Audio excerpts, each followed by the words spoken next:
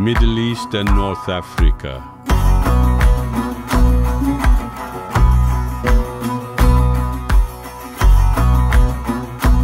Crossroads of languages, religions, and cultures.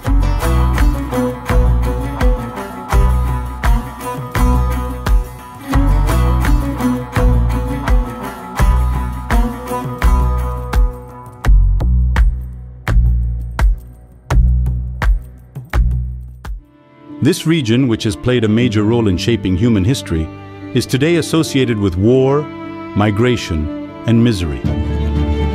On the one hand, there is a blind fortune drawn by the rulers to the geography and its laborers. On the other hand, the unyielding Middle East, unyielding North Africa. The working people, women and youth of the geography demand change with their mass protests, strikes and resistances that erupt from time to time.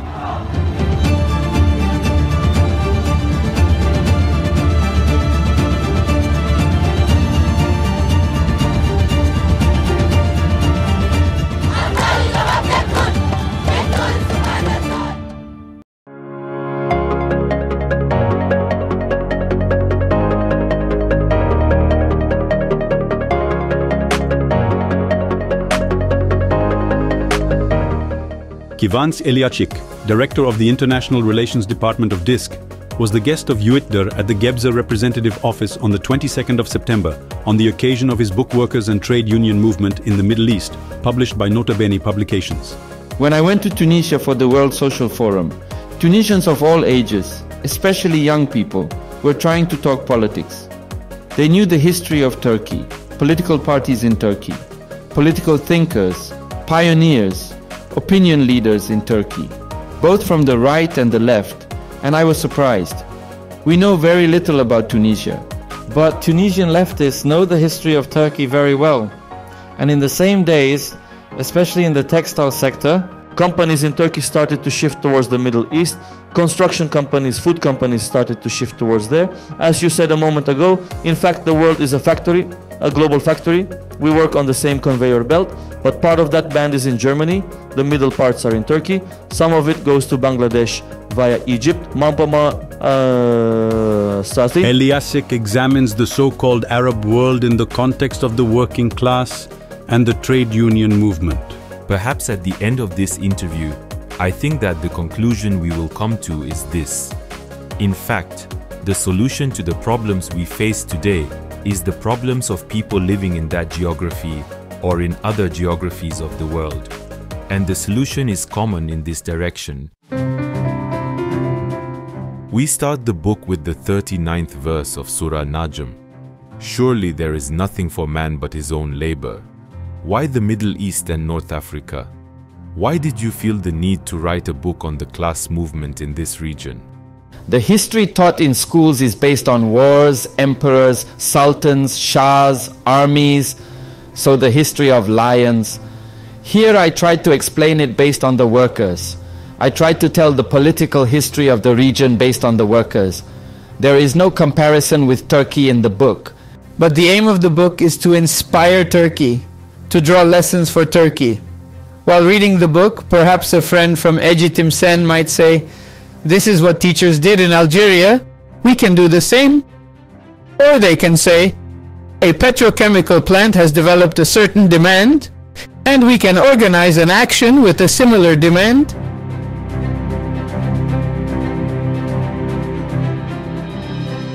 In 2010, social upheaval and uprisings called Arab Spring took place in the Middle East and North Africa. They were interpreted as sudden, unprovoked events. We were very surprised. Actually, there was no need to be surprised. There were workers' actions and strikes behind these uprisings. Those who read the paper Worker Solidarity in 2007 and 2008 actually knew that there were huge textile strikes in Egypt, especially in the Mahala area. Huge textile strikes organized by independent unions. But a lot of people were surprised because they hadn't followed the developments. Although we say we are from the same region, the same geography, we don't know, we don't follow.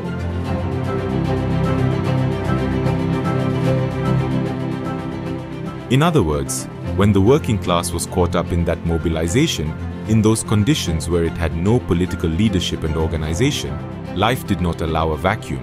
And in fact, the organizations of the capitalist class and its various apparatuses prevented this movement and manipulated it as they wished. Perhaps this is one of the lessons that can be learned and taken as a lesson. What do you think? Now it will sound familiar to you. NASA has this saying, rights are not demanded, they are given. We say the opposite though. Rights are not given, they are taken.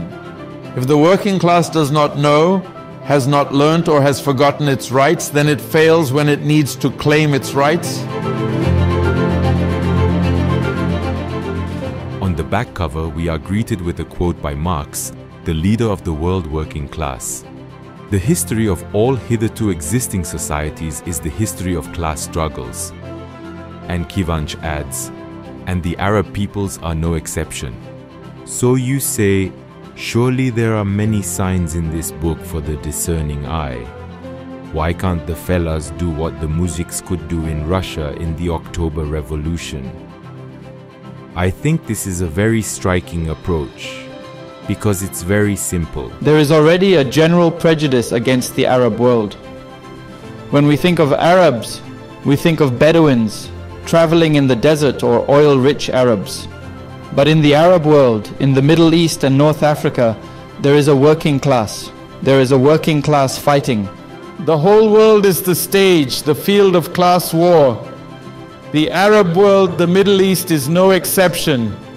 Therefore, I started reading and then writing, thinking, there are things we can learn from Arab workers.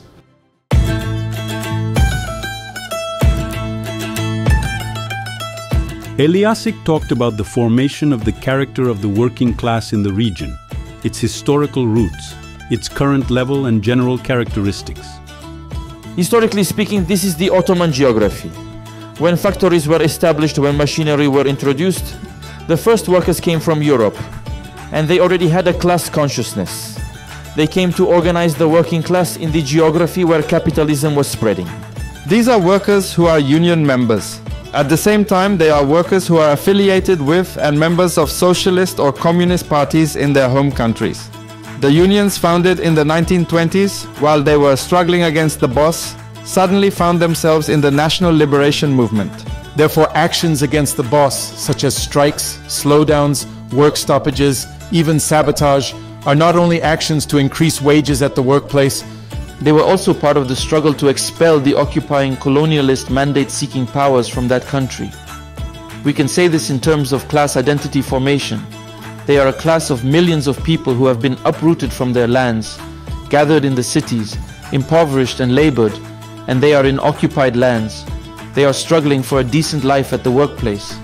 On the other hand, they are trying to drive out the French or British colonizers.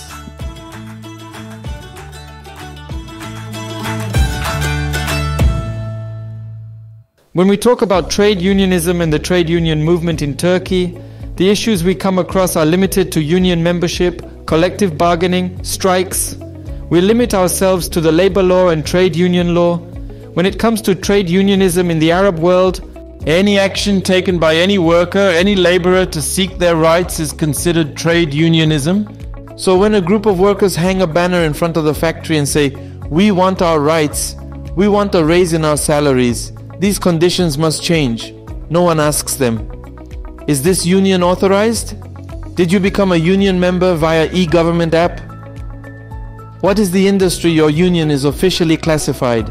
This is called unionism. For example, we think of a strike like a disagreement occurs in the collective bargaining process. We make sure that this is registered. It passes through the high arbitrator, mediator, etc. We announce the date in advance. We make sure that this is registered. Not all our fellow workers go on strike. Some of them keep on working inside the factory, or scabs come in, etc. In the Arab world, their strikes are open-ended and not limited to collective agreements. We can say that the Arab working class is a striking working class, a working class that frequently strikes and takes regular action. Especially when socialist and communist parties are strong, trade unions are also strong. Sometimes I am asked, "You have studied the region. Which is the strongest, best example of a trade union in the region?" This is a difficult question, but I can give two answers. The first one is Tunisia. Tunisian trade unions are one of the strongest in the region, even in the world. A union that overthrew a dictator. A striking militant union, very strong and with a high number of members. A trade union movement that can organize strikes that bring the country to a standstill and lead to the resignation of the Prime Minister and the President while the strike is in progress. Tunisia, the strongest one. In the Arab world, there are far more women union leaders, women union presidents than in Turkey. We see women workers in demonstrations and strikes all over the region, far beyond the image of Arab women in our minds. For example, in Sudan in 2019, a woman in the front lines of those protests said silence kills, not bullets. And in Lebanon in 2020, you can steal everything, never our hope. I think from that day to today, and probably from today to tomorrow, the Middle East is actually still looking for its revolution. The working class of the Middle East does not stop demanding freedom, demanding rights. In this respect, it does not lose hope.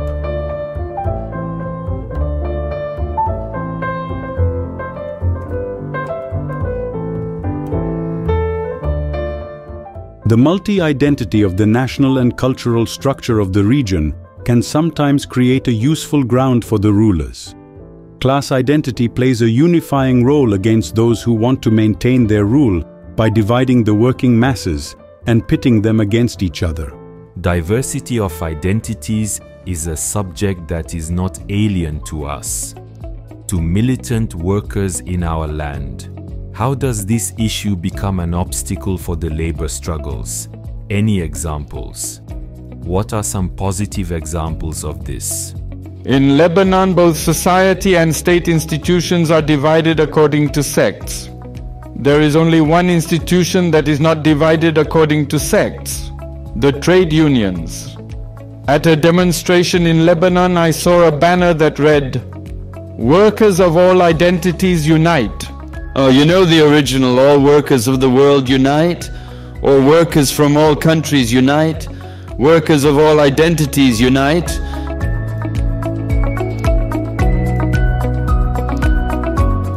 To protect their throne, for the happiness of their hearts, they armed the Druze against the Arab, and they encouraged the Shiite to fight the Sunni, and they encouraged the Kurd to kill the Bedouin, encouraged the Muslim to quarrel with the Christian.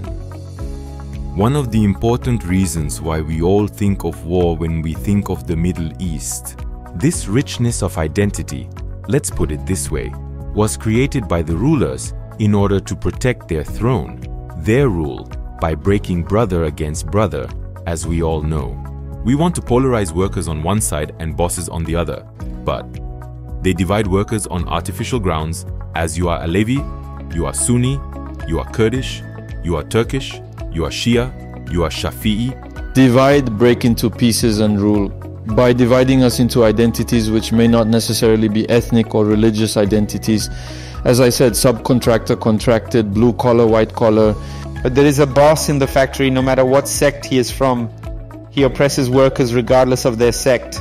In Lebanon, the struggle against him can be fought by workers of different identities coming together.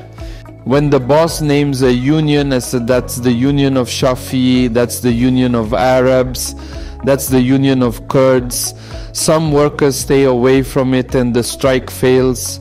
When workers from different identities come together, they have successful strikes and struggles.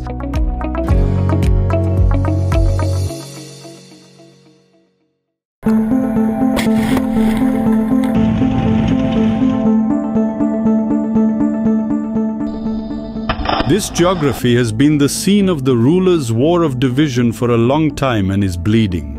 We are living through the first years of the Third World War. Or all these wars are actually part of the attacks on Afghanistan and Iraq after the 11th of September. Now you actually mentioned the Third World War in your speech.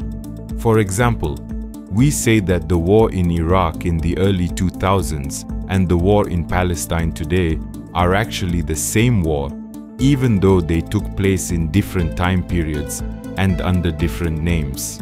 The Middle East has been turned into a bloodbath, a conflagration by the rulers. The importance of the unity and struggle of the working class for the overthrow of capitalism, which has caused so much suffering to humanity, was emphasized in the interview. Who won the Vietnam War? America lost. America lost the Vietnam War. I don't know who won either, but America lost. America lost because of the actions in America. Workers actually have the greatest power to stop wars and ensure peace. Peace will not be achieved through an armistice agreement, but through the power of the working class. This is how the war will be stopped. Because more wars, bigger and more powerful weapons, bigger and more powerful tanks, means smaller wages. The money taken from our wages is used for armament.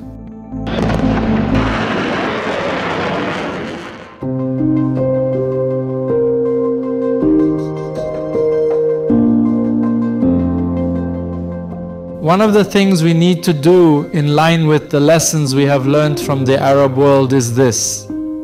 We need to involve Arabic-speaking migrants and refugees in Turkey in the struggle. It is not enough just to make them union members. We need to organize with them, understand them, and defend their rights. We need to organize refugees and immigrants who work together in the same workplace, live in the same neighborhood, speak Arabic or other languages. If we fail to organize, the conditions of the working class will get much worse. I would like to thank all my friends from UİD-DER again. I wish success in the ongoing struggles. Thank you.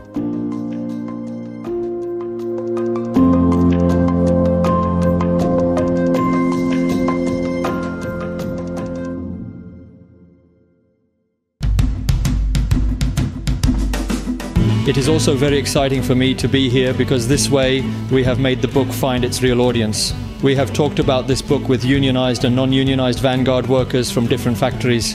This is exciting for me. This way I have been able to share experiences from different Middle Eastern countries with factory workers in Gebze. I would like to say that we have had a very important meeting here, 17.26-17.30, because when we think of the Middle East, we usually think of imperialist wars. We have learned about the struggles and experiences of Middle Eastern workers. This was really encouraging for us. It is really pleasing to know that young workers there are also taking over the flag of struggle. We think that Professor Kıvanç's book on workers and trade union movement in the Middle East will contribute to the international struggle of the working class. It opens a labor window to the Middle East, a Middle East known for wars, pharaohs, and tyrants. In this respect, I think it is a very valuable book. In Turkey, the trade union movement in the Arab world is ignored or unknown.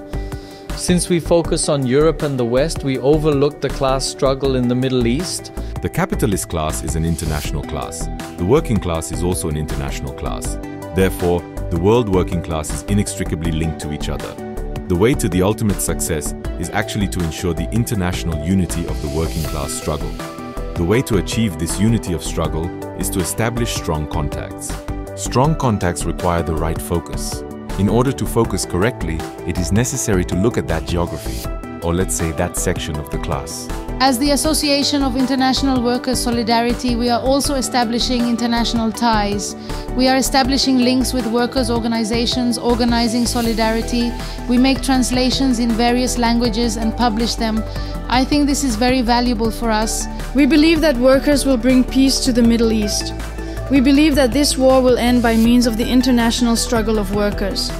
That is why we say, long live the unity of workers, brotherhood of peoples.